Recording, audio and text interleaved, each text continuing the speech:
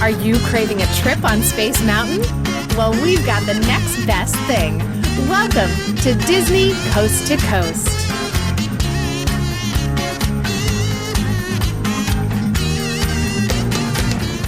Hey folks, and welcome to Disney Coast to Coast, the ultimate unofficial Disney fan podcast. I'm Jeff DePauli, and welcome to the House of Mouse headlines brought to you by laughingplace.com, your up-to-date resource for the latest Disney news every day of the week.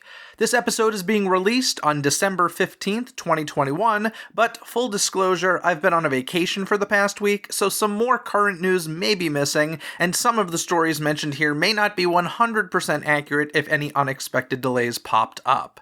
As always, for the most up-to-date news, be sure and visit laughingplace.com.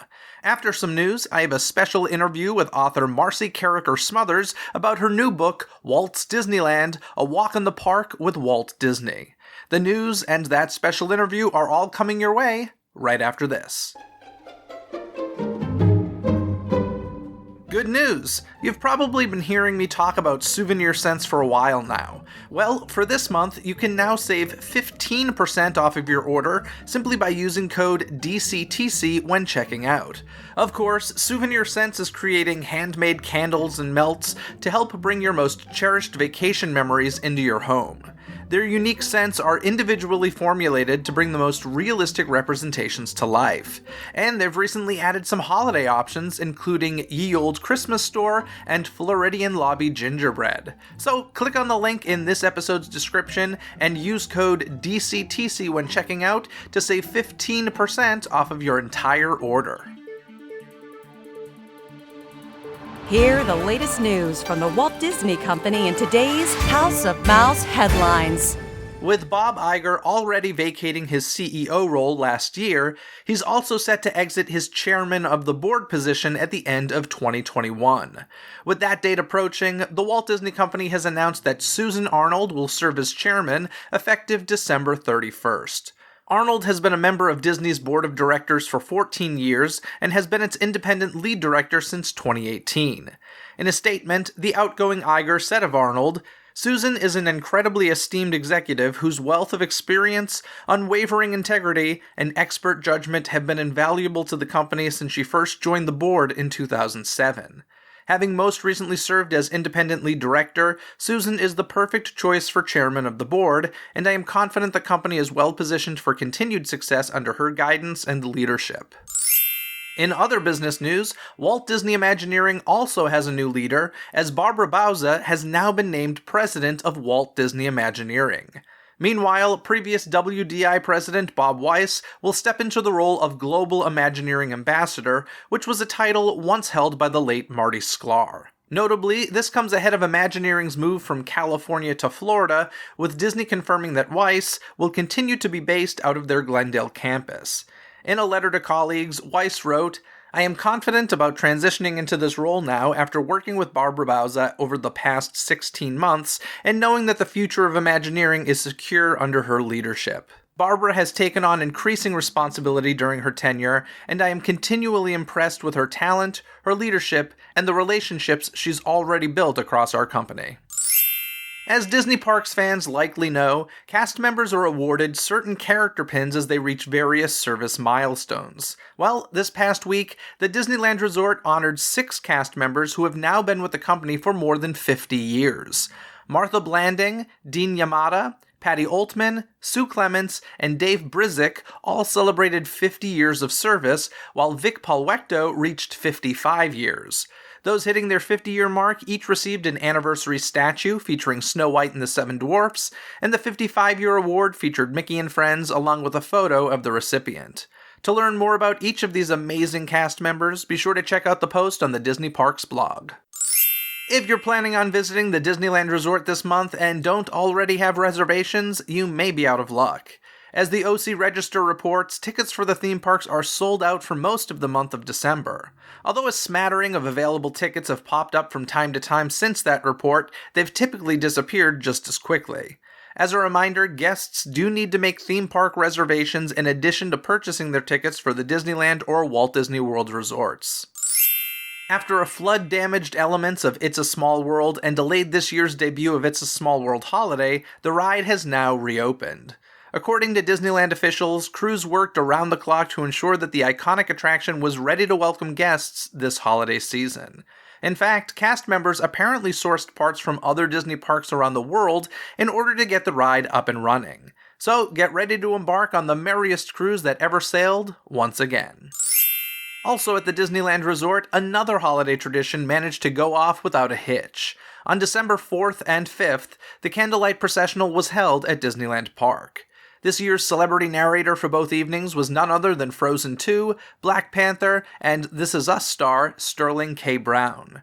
For those unfamiliar, the Candlelight Processional is a holiday tradition dating all the way back to 1958, when it served as a way for Walt Disney to show his gratitude for the Orange County community. Today, a version of the event takes place over many more nights at Epcot as well. While this year's West Coast Processional has now concluded, guests can still catch the East Coast equivalent nightly now through December 30th. Speaking of celebrations, two popular festivals will be returning to the Disneyland Resort in 2022. First, the Lunar New Year celebration will be held at Disney California Adventure from January 21st through February 13th. Then, the Disney California Adventure Food and Wine Festival will take place from March 4th through April 26th. The last time each of these events were offered was early 2020, just before the park shut down for more than a year. As always, both events will have specialty food, entertainment, and merchandise. Plus, the Lunar New Year celebration will bring about the Disneyland Resort debut of Raya from Raya and the Last Dragon, who will be appearing in the Redwood Creek Challenge Trail area of the park. Keep an eye out for more details on these festivities as 2022 draws nearer. The Disney Parks blog has announced that the Disneyland Resort will be hosting 3 Disneyland After Dark events in 2022.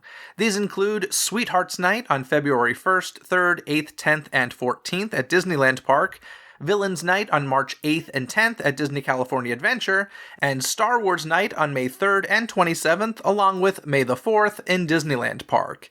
Each of these events are separately ticketed and take place after the park's regular operating hours. Beyond the reduced attraction wait times, Disneyland After Dark events also feature special entertainment, unique themes, and more. Additionally, event attendees receive commemorative keepsakes as well as unlimited Disney PhotoPass.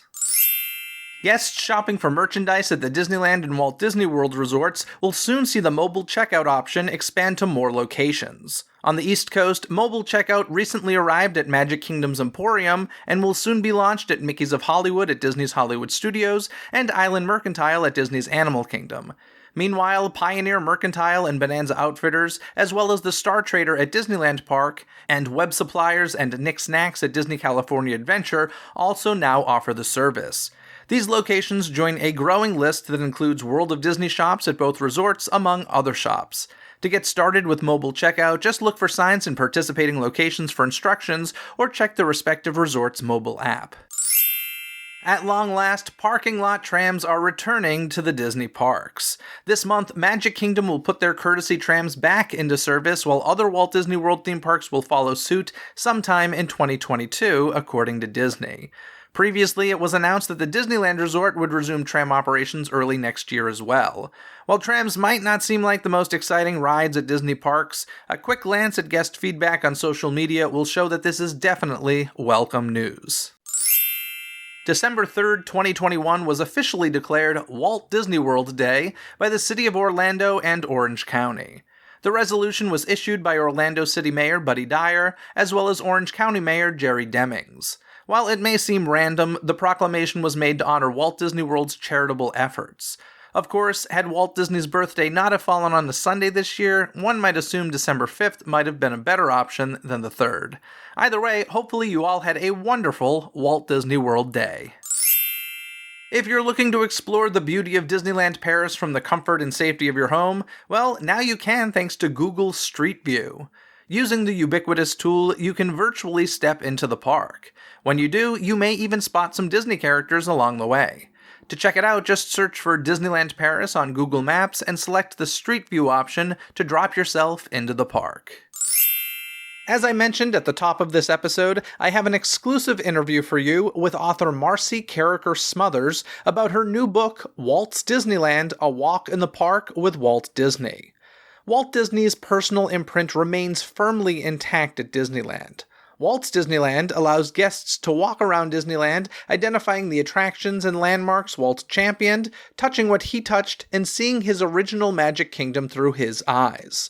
Walts Disneyland is organized land by land, clockwise, beginning with Main Street, USA, then on to Adventureland, Frontierland, New Orleans Square, Fantasyland, and Tomorrowland. Without further ado, here's my conversation with Marcy Carriker Smothers.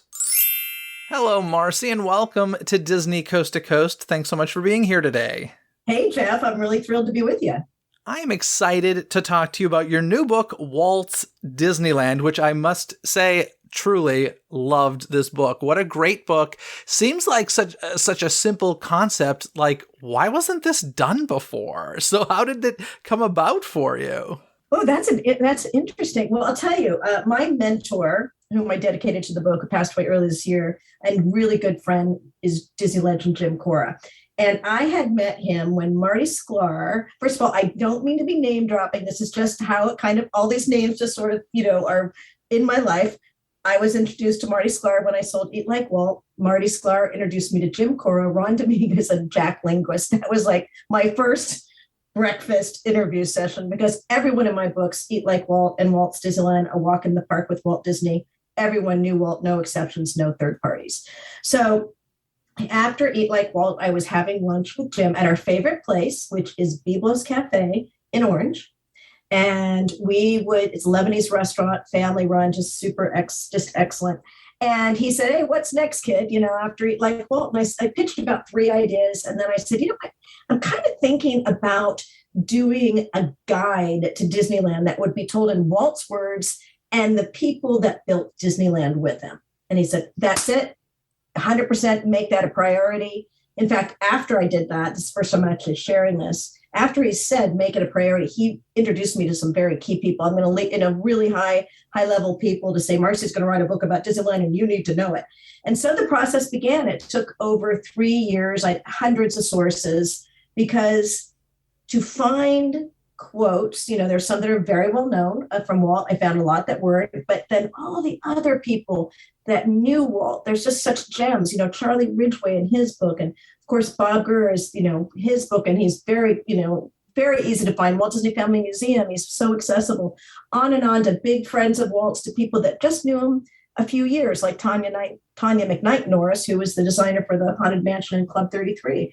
And it just once you start hearing it in Walt's words and that people that knew him, that's when I knew this is going to be truly unique, in my opinion, because it's from that perspective. Well, one of the things that was interesting was that, of course, everybody reading the book knows that Walt has passed away, but there's also a lot of quotes from folks who have been gone for a while as well. So this was all research more so than interviews, right? Or did you interview anybody for the book?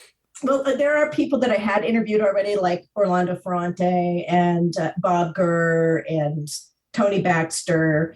Tony counts because when he was an ice cream scooper at Carnation, Walt came to his window once. So he had met Walt Disney. That's my center. And then I traveled Jack Taylor, who's one of the fathers of audio animatronics. But yes, you're correct. Most of the people like Herb Ryman, et cetera, Harriet Burns, were either from interviews that I read in the Walt Disney Archives or from their books that are behind me, where there would be a lot of great quotes because it came directly from them. One of the things I love that I feel like even though people know it, and some people certainly don't know it if you're a younger Disney fan or just somebody who doesn't really dig deep, a lot of people may not realize that this is the only park that Walt Disney stepped foot in, played with for 11 years almost, and, it's the only one, which is crazy to think about. And I love how the book really, makes that very clear, that this was Walts Playground. Yeah, thank you for that. I think that it was very important for me to tell stories that, while some people will know them, I would figure a lot of people wouldn't, because I wanted to be the full circle, thinking about Disneyland, designing Disneyland, choosing the property for Disneyland, all the way to his last day at Disneyland, which is very, very important to me to enter into Disney history. And so while some stories are very familiar, they had to be there because they're just so important to the story of Walt and Disneyland. And yes, I know, in my experience, because I am the reader as much as the writer, and I am a proud Disney geek. I write at Disneyland. I wait in line at Disneyland. I listen all the time. I talk with other guests. Walt is buzzing around Disneyland all the time, and people are talking about him. They get excited if they find out it's an attraction he had something to do with. I hear parents pointing things out, like if they look at the partner statue and say, look, that's a real person. His name is Walt Disney. I actually, Jeff, will ride the train. I'll never forget this one time. I always close my laptop, by the way, in the diorama. I ride on the train a lot. And I actually had, I'm just going to use this because it happens to be right here, but I had this with me, my newest dream. It's one of the things I found in one of the libraries, not even the archives. And I was looking at it, and this little girl was kind of, out. And I just looked at her and I said, do you think that Walt Disney is a real person, or do you think that he's someone more like Santa Claus?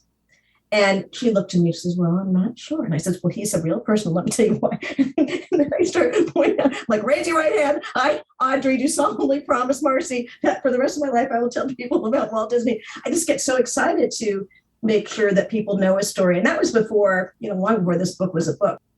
Yeah, I mean, it's why I insist all the time on this podcast that when we're talking about Walt Disney World, we call it Walt Disney World and not Disney World, because, it was named in his honor by his brother. And I find that to be really important, even though Walt never saw it finished. I still, keeping Walt the man alive is super important to me because, sometimes that's not always recognized, even from places where it should be, I feel like. That's your work. That's my work. And I'm just like so vibing and bonding with you right now because all my friends know, including people that work there. It is Walt Disney World for the reasons that you just explained. And also, I'm a bit of a stickler. At Disneyland, it is Walt Disney's Enchanted Tiki Room. It's not the Tiki Room. Walt owned it. He sold it to Disneyland the day that the attraction opened, and it's the only attraction at Disneyland with Walt's name on it. Now, heretofore, I say to people when I have them raise their right hand and do solemnly promise to Marcy to always call it Walt Disney's Enchanted Tiki Room, you only have to do that the first time of the day. Then you are allowed to call it the Enchanted Tiki Room, but the first time of the day, absolutely put Walt Disney's name in it. How about for Walt Disney's Carousel of Progress? Same deal? 100% at Walt Disney World, same. And, I had another book that came out in September, Recipes and Stories from the Most Magical Place on Earth, where I, for the first time, delved into Walt Disney World history, food history in this case specifically. And in the book, when you are reviewed by the archives, I call it defending your dissertation. I mean, it's very serious when you're doing a Disney book and entering stuff into history. So I say in the book, the two attractions, Walt Disney's Enchanted Tiki Room and Walt Disney's Carousel of Progress. And my friends, the archivist said, well, it's Walt Disney's Railroad. I said, but, we know the difference. It's that his involvement with those particular attractions. Yes, 100% must do that at Walt Disney World. Now, here's an interesting aside that I will share with you. It was brought to my attention by somebody who knew Walt very well, worked with him since 1957. He called me last year because when I was at Walt Disney World in 2019, all those freeway signs, I forget the name of the freeway, they say Disney World. So I took a snapshot of it and I put Walt over the top of it and I put it on my Instagram. And so people know I'm very serious about that too. So anyway, this person that worked with Walt since 1957 said to me, Marcy, I've been thinking, I know your point, and we all know that Roy added Walt's name to Walt Disney World, but Roy built it. So wouldn't it be a nice tribute just to call it Disney World? And then that way we're including Roy in the whole name of the resort and the vacation kingdom capital of the world. So now when people say Disney World, it doesn't cause me to have fits. It just makes me, I think, well, Roy had so much to do. And of course, then he died just 3 months after the park was completed. I mean, what a love story from Roy to his brother. And that is the last quote that I had in the Delicious Disney book. I quote something that Walt said in 1956 when he and Roy went to Marceline, their hometown in Missouri. He said, Roy was always my big brother and he always was taking care of me. So that's the last quote in the book to me of the Delicious Disney Walt Disney World 50th book, because what says it better? Roy was always his big brother and he always was taking care of him, including his last dream. Marcy, I think the listeners right now are hearing best friends forming right in their ears, because I just feel like, we're on the same level here, it seems like. I love the cover of the book, a photo of Walt signing autographs in Disneyland, which I mean, it must have been amazing. I can't even, I never lived during Walt's lifetime, but I cannot imagine walking into Disneyland and seeing Walt Disney there. Apparently, this was a pretty common occurrence, and also sometimes Walt would try and avoid this, right? Because it was kind of a problem for him. All of those things are true from what I understand. I mean, one of the quotes that Julie Andrews was talking about walking through Disneyland with Walt Disney, and she couldn't believe how people were reacting to him. So he had a couple looks. We know the working look, like when he was building Fort Wilderness at Tom Sawyer Island, or he was working on the Jungle Cruise, his floppy hat, he wanted to be incognito, he was working. Then he had his serge suit and his smoke tree ranch tie when he was with dignitaries or VIPs entertaining him. And then other times he was just, he'd be up his apartment, come out, and when the park opened, be walking around. So I think all those things are true. He definitely loved his guests. I mean, that's part of what made Walt Disney so amazing, is he could anticipate what the public and the guests wanted even before they knew what they wanted. And so that cover is from the 1963 National Geographic article. And so I loved it. And I asked my editor, Wendy Lefcon, now that National Geographic is part of Disney, can we see if we can license that photo? Because I thought that said everything to me, that photograph. Look how happy he is. Look how happy people are to be around him. And that he was so accessible. Many times he was extremely accessible to his guests, for sure. And the other, quickly, I'd like to say that he, there's a lot of great stories about he didn't like to be recognized, or he liked to be recognized, depending on the day. But one time, I think it was Ken Anderson told the story, when Peter Pan, he was just incognito, waiting in line, so he could listen to the guests, which he did. And pretty soon he starts talking to the guests, and they're pretty impressed. They're like, you know a lot about this attraction. And they get on, they get off, and the woman says, you really do know a lot about this attraction. And he said, well, Walt Disney, he couldn't stand it. It's my attraction. I just love that sort of that enthusiasm, and that's just, priceless. It's great. Why did you decide to include a page toward the end of the book featuring quotes about why Disneyland will never work? I love that question. And that is because Buzz Price, who did a survey of leading amusement park operators, I think it was 1953, when he was, Disneyland was being planned. And I just love these answers. Walt, screwy ideas, and, custom rides will never work, and don't spend money on landscaping. People don't care. And when I was, it's kind of like a game for me. Like I had so many sources and so many stories, and it does work its way. The format works its way from beginning to end. And then, from planning to walking your way through Disneyland clockwise to Walt's passing, I was trying to figure out where to plug it in. And I didn't want to say it at the beginning of the book. And then it just hit me. I started laughing out loud, Jeff, laughing, because after we have Walt's last day at Disneyland, and then I have that sort of the talk that Walt had with two people about a succession, I will never forget where I was when I was writing that. I was on one of the small steps on Main Street, USA, and I was sort of looking out down to Town Square. And I said to myself, not the end. And I just still makes me cry because it's not the end. And so, after he dies. And so then I thought, okay, what am I going to do to bring people back? I'm crying. So I just thought it was funny after all that, and then reading some of what I considered some of the best quotes and comments after he passed away, and then the obituaries, was to put something in and say, okay, look at all these years later, how wrong they were and how right Walt was. So that's why it's in that position, sort of to bring you back after after the sadness of reading about Walt passing. It always amazes me how twice, in two very major ways, how big of a risk Walt Disney took. Usually, I'd say, a lot of people in showbiz take a huge, massive, you could lose everything sort of risk.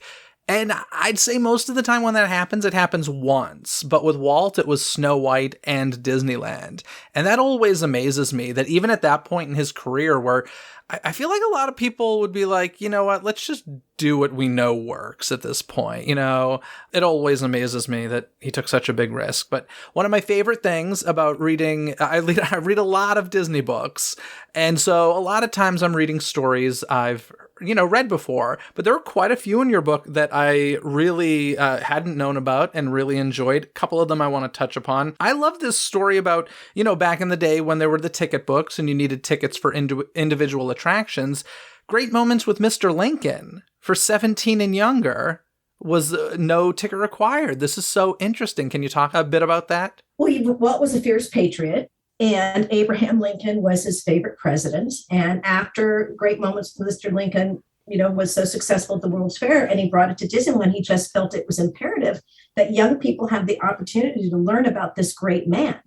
And he didn't want anything to keep them from going. So actually, the ticket would be included if you were 17 and under and you got that ticket. When you came in, you had that ticket and you could see it for free. It was his way of ensuring that history will not be lost and that this great man would be known by these youngsters, as he called them. And that continued for quite a bit. And I'm not sure, I did ask Imagineering, I'm not 100% sure that is the original poster that's in the Opera House now, but it is one of the first posters. And we do believe it is still from Walt's era, if not the original one.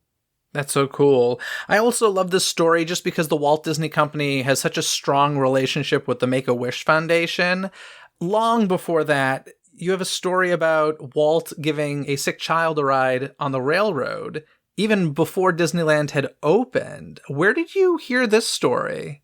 That is from what I consider the greatest biography written about Bob Thomas's Walt Disney, an American Original. And so Bob tells the story. I kind of added Make-A-Wish to make it relevant, but tells the story of a mother that called the studio and said that her son was very sick and his dream was to see Disneyland. And with everything Walt had to do, this is before the park opened. I think it's the day they were actually loading the trains onto the track. He physically picked up the boy, took him into the cab, and gave the first ride around Disneyland was with this little boy. And, there were cameras, there was publicity. There's so much benevolence, of course, with Walt Disney. One of the other stories I really loved, and Eat Like Walt, of course, it had to have something to do with food. But one of the waitresses in the Coral Room, which was Walt's private dining room that didn't open until 1955, the studio opened in 1940. Walt waited in line, just like at Disneyland, and paid for lunch every single day until finally they said, it might be a better use of your time if we have a private room. One of the waitresses, her name was Cecile, and she had a horrific accident near Las Vegas that rendered her a quadriplegic. And Walt medevaced her to a hospital in LA, paid for all of her care, then moved her to the rehabilitation facility, sent Christmas presents for all of her kids, gave her a silver pass, even though she'd only worked like 3 years. Everything was taken care of. Just a remarkable that way. And again, quiet. I wouldn't know that if I didn't meet Cecil's daughter, So yeah, got to meet people, got to get out there. Yeah. How about this 8-year-old boy who mailed a letter to Walt? I love this story. Oh my gosh, Mike E. This kind of goes back to what I was alluding to earlier of sort of the Tetris nature of my process, my creative process, and why Disneyland won't work. Buzz Price's survey at the end of the book. I was lucky to get most of my research done in the archives prior to the pandemic in late 18 and most of 19. And so I was in the Walt Disney Photo Library. And in the photo library are these notebooks. And they just look like your 3-ring binders. And they're meticulously organized by holidays, obviously Disneyland, and just by movie, by, the Walt with TV stars, Walt with movie stars. Oh, it's as much fun as you can imagine. And you just pull out these 3-ring binders and you go through the photos. And, a lot of them are just really just what they had. They're not especially interesting. And then I come across Mike E. when he snuck into Disneyland and his mother said, you have to pay that money back and you can do some chores and you need to write a letter to Walt Disney. And so he did. And he said, I'm sorry I snuck into Disneyland, but I want you to know it was real nice.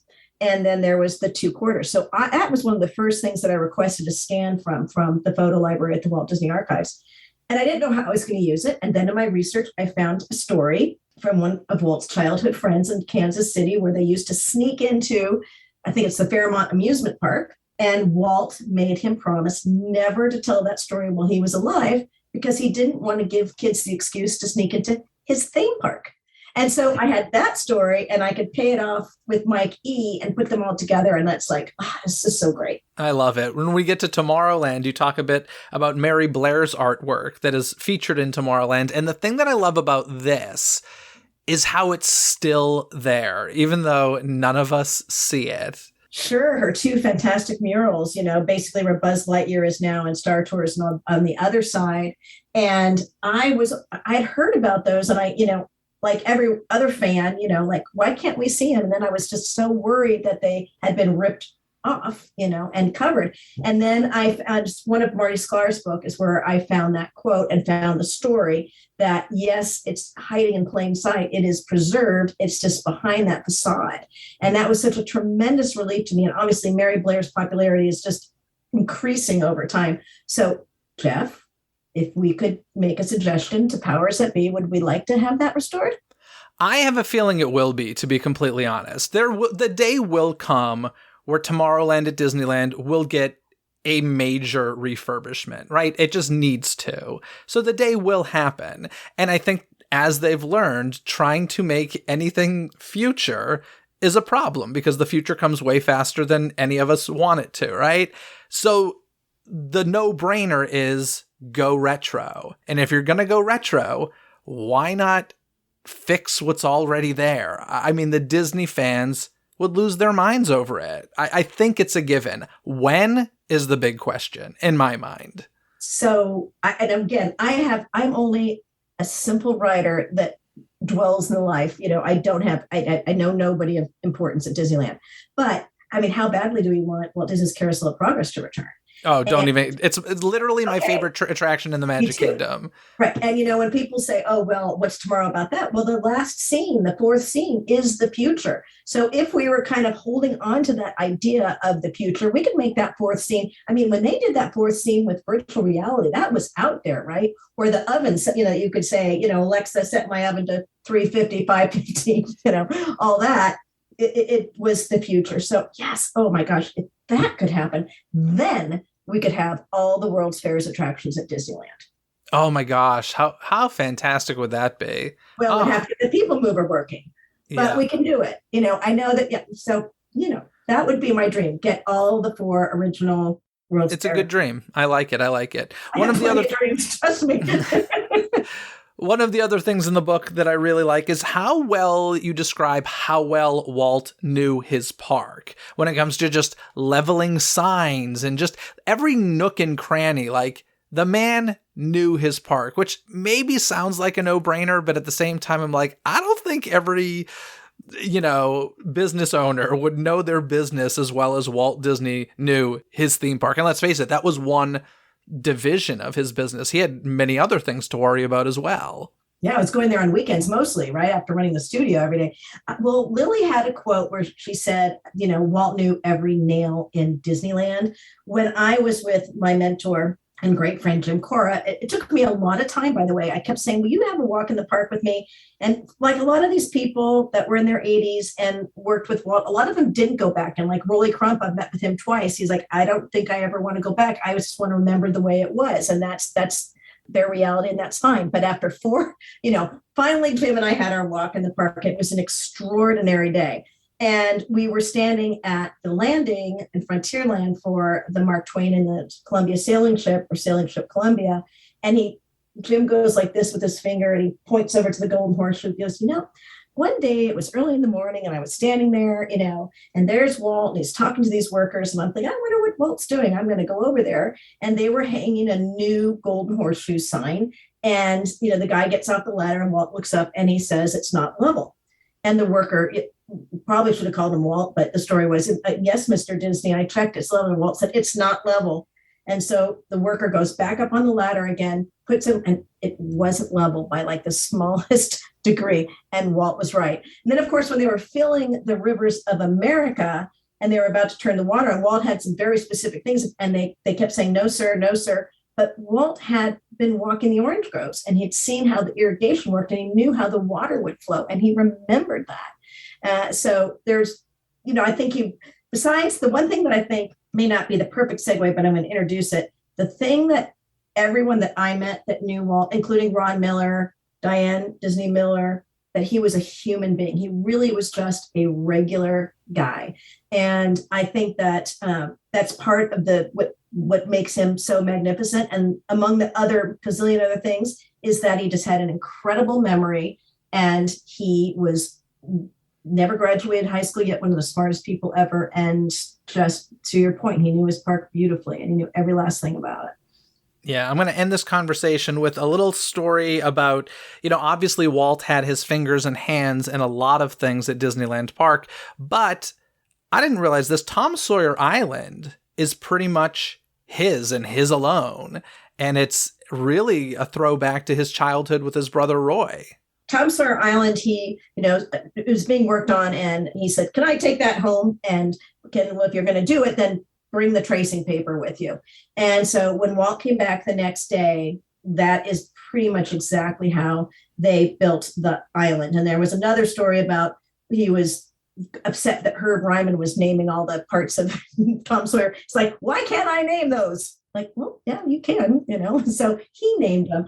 And then there was this really poignant thing that Roy said that I found in a fairly obscure book, where he said that Walt, as kids in Marceline, we played on this little spit of a dirt island, and we made forts out of boxes. And this was what we did. And so when Walt was building Tom Sawyer Island and he was building the fort, he really believed that it was the real fort, and that he was always imagining in his mind as a kid. And that's something that, Walt said, and that I did put everything in that I wanted to do as a kid, but couldn't. So wonderful. Well, Marcy, as you know, the book is Walt's Disneyland, A Walk in the Park with Walt Disney. It can be found wherever books are sold, especially online. I'm sure it's everywhere. So it was really an enjoyable read. Thank you so much for coming on the show to chat a little bit about it. There are so many more wonderful stories, so I encourage everybody to pick up a copy of themselves. I thank you so much. And there's one thing that I'd like to add. It's the number one thing that people ask me. Yes, it could have been a big, beautiful, glossy coffee table book, but from the very beginning, I said I wanted to be a souvenir guide. I wanted it to be affordable and portable, and maybe people would take it in the park, and that honoring Walt's legacy would be making it accessible. So that's why it's in the format that it is. And I'm grateful to Disney for going along with me for that. I have not seen it in the park yet. I assume it's being it's coming. There. It's like the old supply chain issues. Yes, it's definitely coming, which is very lucky because there's not a lot of books in Disneyland these days. And then I believe we'll be doing some events next year. So stay tuned at Disneyland. Obviously, there is nothing like seeing your book at Disneyland. I think I probably fainted when I saw Eat Like Walt in the window of the music and pin shop on Main Street, USA. Pretty close to crumbled. Yeah, that was a big moment. We need a bookshop on Main Street, USA. Like, I know it's maybe not the number one thing that people are looking to buy while they're at Disneyland, but oh my gosh, like a bookshop just fits, like, theoretically on Main Street, USA, and there are so many good Disney books. I really want a bookshop. There's so many. And they did have quite a few books just a few years ago, but, merchandising is what merchandising is. I would like to see more books because it's also for kids. I think it's really important for them to see books as a potential souvenir as much as a plushie or, a toy or a hat or ears. Yeah. Well, Marcy, thank you so much. This has been a lot of fun. Thank you, Jeff. I'm very excited to talk to you. I get so excited talking about Disneyland. Now I got to get down there. Thank you. To read more about any and all of the stories you've heard here today, or to learn more about the Walt's Disneyland book, simply visit the show notes link in this episode's description. And if you haven't done so yet, head to DisneyCoastToCoast.com to order your DCTC 2022 desk and wall calendars. It is almost 2022 after all, so don't procrastinate any longer. You've heard the news, and now I want to hear what you have to say about it. What do you think about mobile checkout expanding in the resorts? Share your thoughts on that or any other topics mentioned in today's episode. Call 818-860-2569 and you may just hear yourself on a future episode of Disney Coast to Coast. The easiest way to make sure you don't miss any of the magic is by subscribing to Disney Coast to Coast on Spotify, Apple Podcasts, or wherever you listen to podcasts. Wherever you search, don't forget, it's Disney with a Z, Coast to Coast. This episode has been executive produced by Robert Scontrino. Gain rewards like Robert by visiting patreon.com/Disney with a Z, CTC. That link plus the DCTC hotline and some free gifts from me to you can all be found in this episode's description. Other than that, folks, have a magical day. Bye! Thanks for listening to Disney Coast to Coast. Have a magical day. Disney Coast to Coast is produced and hosted by Jeff DePauli. Learn more about the podcast and become a supporter at DisneyCoastToCoast.com.